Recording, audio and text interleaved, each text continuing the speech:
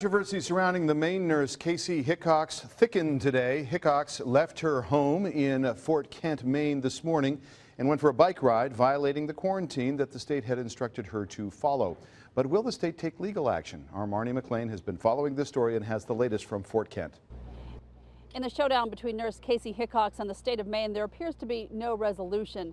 Hickox remains in her home here in Fort Kent. She did go for a bike ride earlier today with her boyfriend. Maine Governor Paul LePage also said earlier today that he will exercise his full authority as governor to protect the public health of the people of Maine. But what that exactly means remains unclear. It was the bike ride seen round the world. Nurse Kaci Hickox and her boyfriend left their house in Fort Kent, Maine, and made their way to a local trail, followed closely by state police and a throng of media. I'm not afraid. The pair didn't have any contact with the public.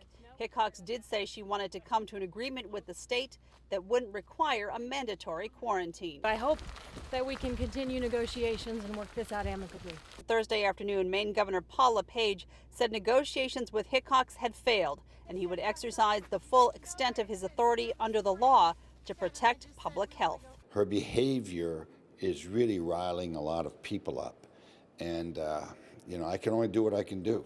But the state also seemed to soften its stance on a full in-home quarantine for Hickox, saying she's free to leave the house if she stays 3 feet away from other people. As long as she's not touching other people or, staying a distance from other people, then I don't see the harm. Hickox didn't leave the house again during the day. A CDC worker did spend a few minutes inside, likely to monitor the nurse's temperature. The only other glimpse of Hickox came when a pizza was delivered to the front door by a local restaurant. Hickox's boyfriend, Ted Wilbur, did come out to speak to the media. He wouldn't answer questions about Kaci, but did want to reassure people in Fort Kent. We are not trying to put anyone at risk. So we're not trying to push any limits here. We're members of this community too, and we want to make everyone feel comfortable. At this point, it doesn't appear the state has filed any kind of petition or complaint against Kaci Hickox. Her boyfriend, Ted Wilbur, wouldn't speak about any legal issues. He also said the couple has no specific plans for tomorrow. In Fort Kent, Maine, Marnie McLean, NECN.